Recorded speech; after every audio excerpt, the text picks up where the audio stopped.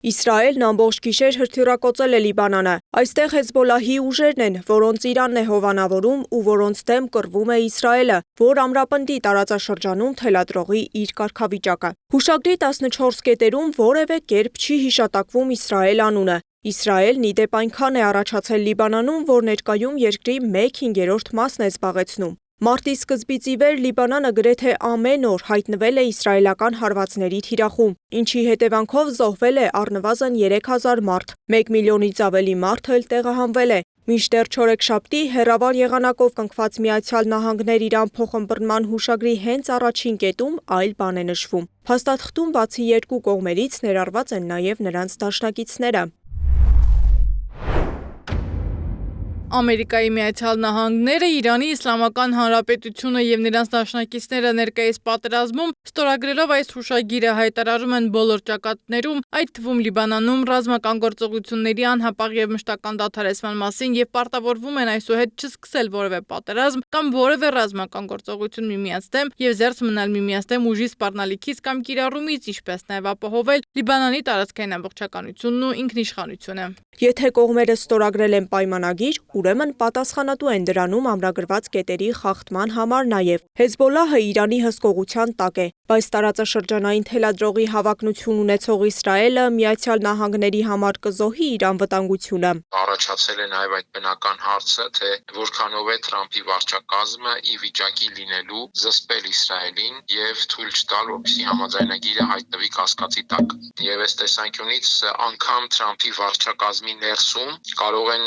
լինել տարբեր մոտեցումներ։ Եվ ամենևին պատահական չէ, որ համաձայնագիրը Շվեյցարիայում չի կնքվել։ Ժնևում նախատեսված արարողությանը փոխնախագահ Վենսն էր ներկա լինելու, իսկ փոխնախագահ Վենսի քաղաքական հայացքները մի փոքր այլ են, ի տարբերություն օրինակ Մարկո Ռուբիոյի, որ արտահայտված իսրայելամետ քաղաքական գծի կողմնակից է։ Մենք հանկարծ տեսանք, որ այդ համաձայնագիրը ստորագրվեց նախագահների մակարդակով, սակայն հեռավար։ Թրամփը եւ Փեզեշքյանը ստորագրեցին այն հեռավար կարգով։ Եվ այստեղ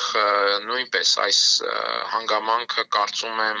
ոչ միայն պարզապես տեխնիկական է, այլ նաև իր մեջ պարունակում է որոշակի քաղաքական տողատակեր, կապված ըստ իս հենց նահանգների շրջանակում բարդությունների հետ։ Այդ բարդությունը պայմանավորված է Միացյալ Նահանգներում իսրայելական ակտիվ լոբբիով։ Այս ֆոնին Իսրայելի ներսում այլ կրքեր են զարգանում։ Նեթանյահուն քրեական տասնյակ գործերի թիրախում է, իսկ երկրում շուտով խորհրդարանական ընտրություններ են։ Ռեգիոնալ ապակայունացումը Նեթանյահուի կառավարության համար առնվազն այս հարցում նաև մանևրի հնարավորությունը եւ այլն։ Էլ չասած այն մասին, որ ինքը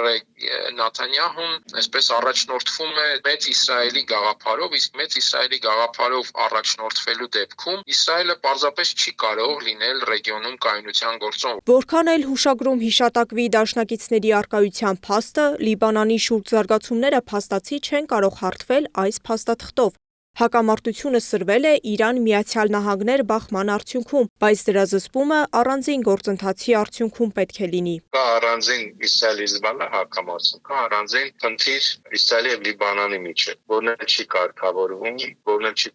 նաեւ պայմանավորված Իսրայելի գործողությունների քաղաքականությամբ եւ Լիբանանի կառավարության Հեզբոլլահի վրա ազդեցություն չունենալու պատճառով։ Սա է ամբողջ խնդիրը, այսինքն դուք նշում եք Իսրայել-Հեզբոլլահ, բայց Հեզբոլլահը ինքը խմբավորում է։ Սուբյեկտը Լիբանանն է։ Իսրայելը որևէ կերպ չի պայմանավորվելու Հեզբոլլահի հետ, ոչ մի փաստաթուղթ չի ստորագրելու։ Ապրիլի 16-ին Միացյալ Նահանգների նախագահ Դոնալդ Թրամփը հայտարարեց, որ Իսրայելն ու Լիբանանը 10-օրյա հրադադարի համաձայնության են հասել, ճանապարհ բացելով ավելի երկարաժամկետ անվտանգության եւ խաղաղության պայմանավորվածությունների շուրջ բանակցությունների համար։ Համաձայնությունը ձեռք բերվեց Իսրայելի եւ Հեզբոլլահի միջև շուրջ 6 շաբաթ տևած մարտերից հետո, սակայն բախումները լիովին չեն դադարել եւ փորձագետների գնահատմամբ ռազմական գործողությունների վերջնական դադարեցման ժամկետների մասին խոսելը դեռ վաղ է։